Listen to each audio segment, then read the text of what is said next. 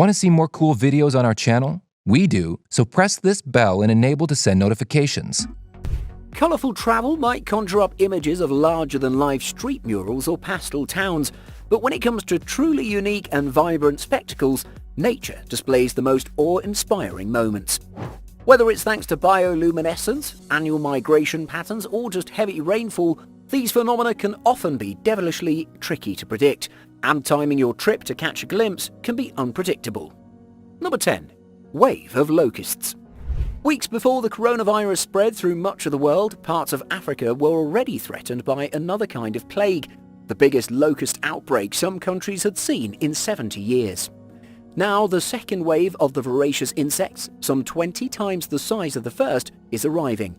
Billions of the young desert locusts are winging in from breeding grounds in Somalia in search of fresh vegetation springing up with seasonal rains. It's the locusts that everyone is talking about, said Yoweri Aboket, a farmer in Uganda. Once they land in your garden, they do total destruction. Some people will even tell you that the locusts are more destructive than the coronavirus. There are even some who don't believe that the virus will reach here. The UN Food and Agriculture Organization has called the locust outbreak, caused in part by climate change, an unprecedented threat to food security and livelihoods. The UN has raised its aid appeal from $76 million to $153 million, saying immediate action is needed before more rainfall fuels further growth in locust numbers. So far, the FAO has collected $111 million in cash or pledges. Number 9. Narcisse snake dens. Canada usually seems like such a non-scary place. The pristine lakes, the gentle manners, the political tolerance, the free-flowing sorries. It's not exactly a place you'd think would be teeming with snakes just below the surface. And that's true, as long as you don't hang out in Narcisse, Manitoba.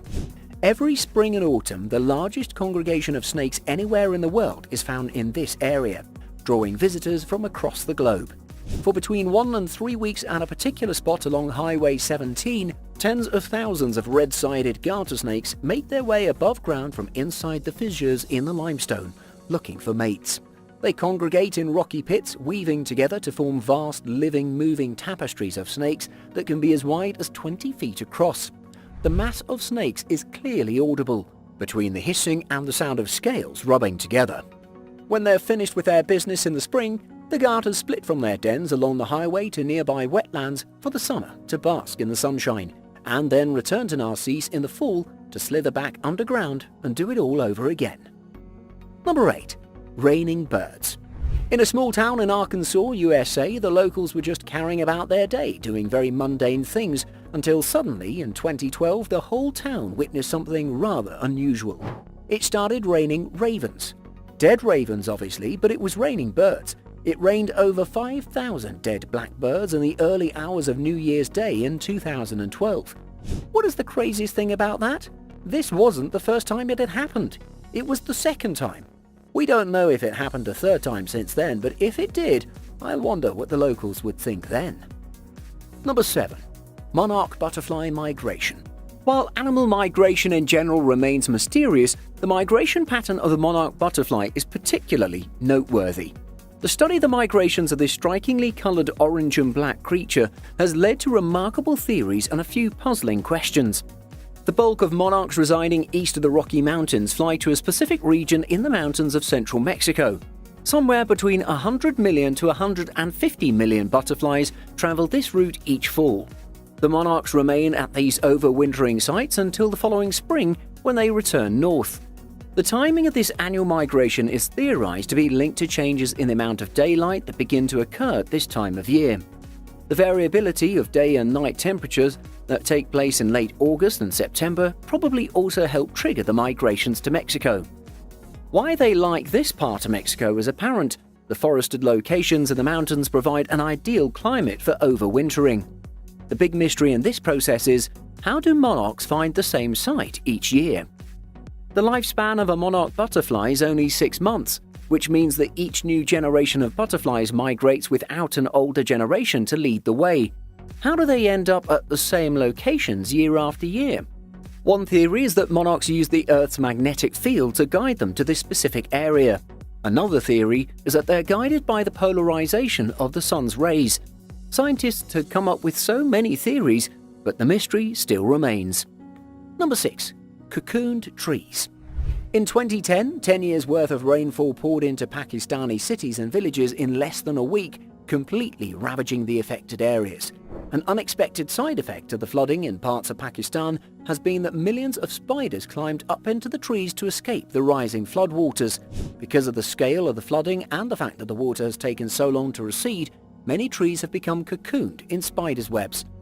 Spiders have built massive webs on trees, turning them into ghostly cocoons.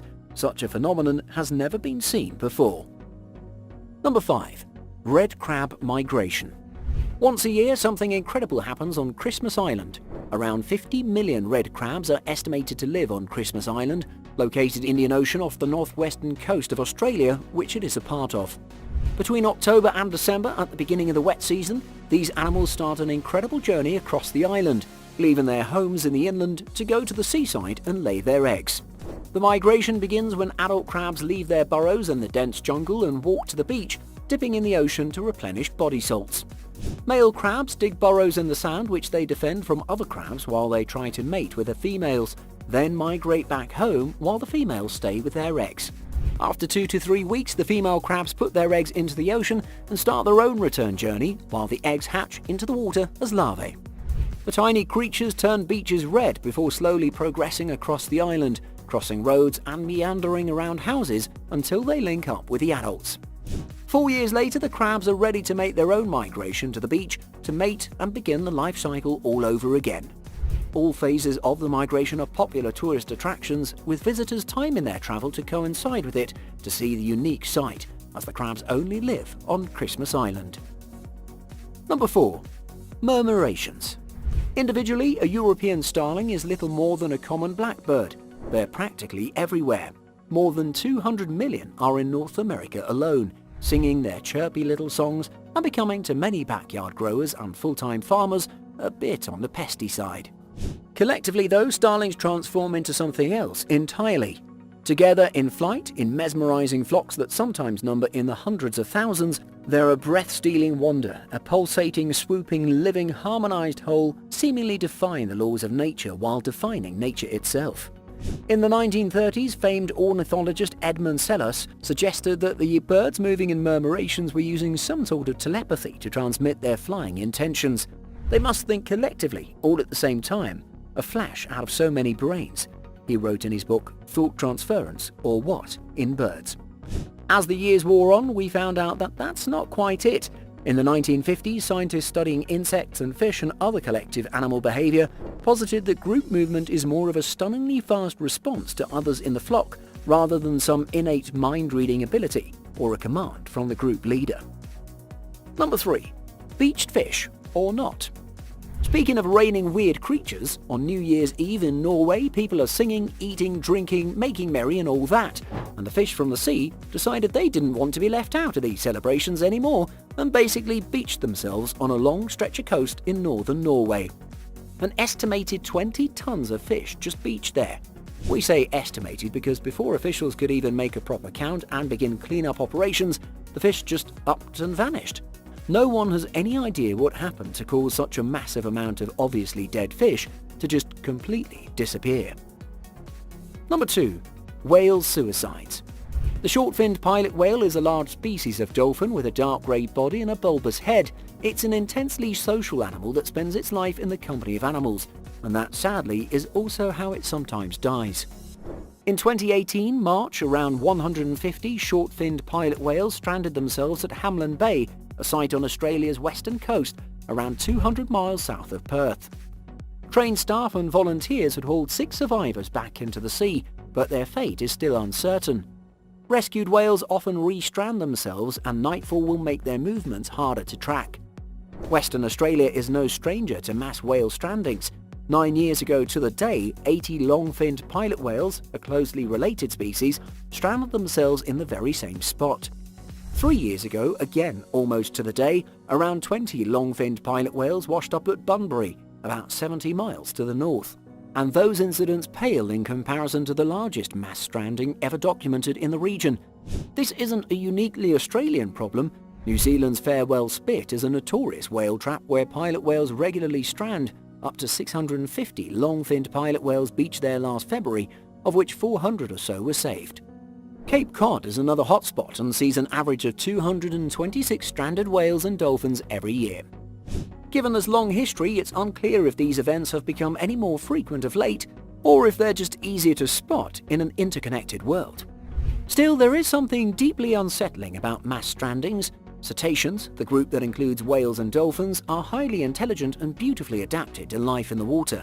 Why would they leave the aquatic world to risk death? And why do so many of them do so at the same time? No one really knows.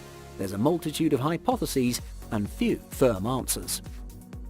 Number 1. Sea of Stars. As if the islands of the Maldives weren't already heaven on earth, come nighttime, Vadu Island reveals another mystical surprise. Glowing blue waves lapping the sandy shore like something out of a fantasy land. As the sun sets below the sea, Vadu Island's waters are taken over by a shimmering sight. They light up, a glittery spread of blue reflecting the sky. This island in particular is known for its amazing Sea of Stars, where the waters glow neon blue at night. A tiny microorganism, a phytoplankton called dinoflagellates, reacts with oxygen under the water and is triggered to produce this blue glow when it feels movement. Therefore, waters where these small phytoplankton live sparkle as if mirroring or capturing the stars. Thank you so much for watching, and if you enjoyed the video, please let me know by clicking the like button. Do share, write a comment, and don't forget to subscribe so that you can catch up my next video.